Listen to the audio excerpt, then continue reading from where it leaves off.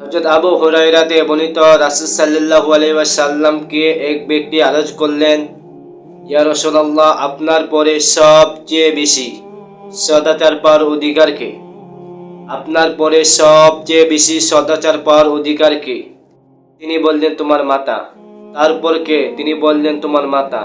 তারপর কে? তিনি বললেন, তোমার মাতা। তিনি পুনরায় আবার জিজ্ঞাসা করলেন, তারপর কে? তিনি বললেন, তোমার মাতা এবং পিতা।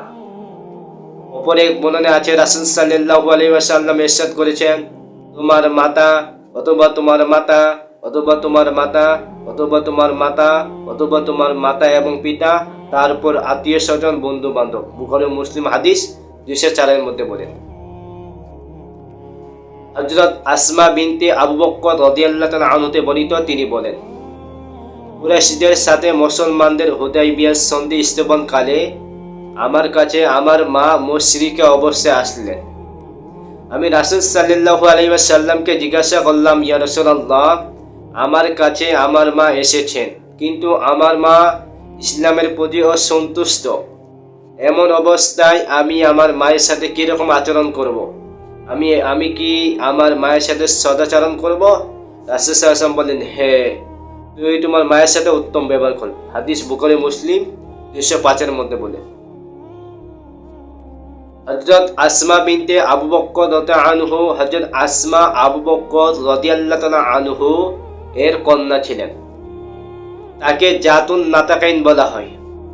তিনি তার পায়জামার দড়িকে ছিঁড়ে রশিকে ছিঁড়ে দুখণ্ড করে রাসূল সাল্লাল্লাহু আলাইহি ওয়াসাল্লামের হিজরত উপলক্ষে মালপত্র বেঁধেছিলেন। তিনি বিখ্যাত সাহাবী হযরত আব্দুল্লাহ ইবনে জুবাইর এর রাদিয়াল্লাহু আনহু এর মাতা ছিলেন। তিনি তার বোন হযরত আয়েশা রাদিয়াল্লাহু আনহা থেকে 10 বছরের বড় ছিলেন।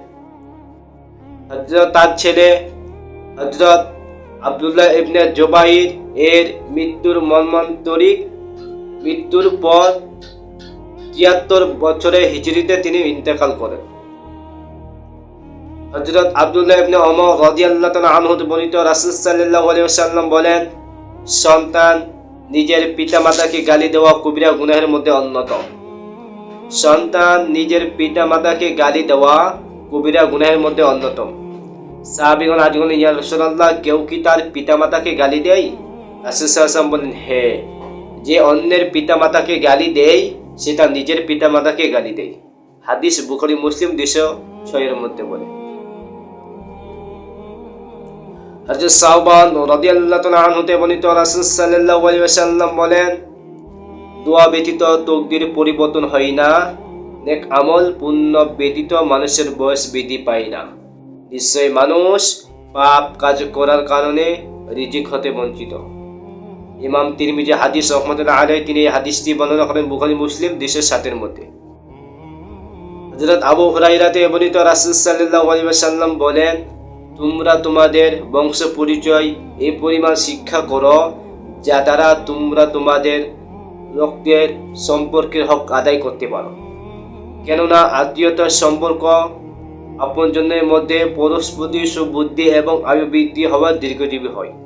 ইমাম ইবনে মাজাহ রাহমাতুল্লাহ আলাইহি তিনি হাদিসটি বর্ণনা করেন বুখারী ও মুসলিম হাদিস 208 এর মধ্যে।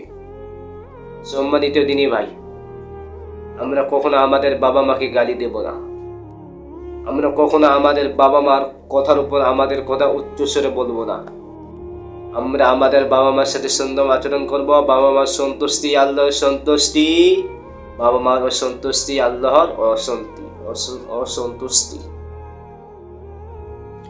বাবা মাকে কোনো গালি দেবেন না। বাবা মাকে সেবা করবেন, তাদেরকে ভালোবাসবেন, তাদেরকে সম্মান করবেন।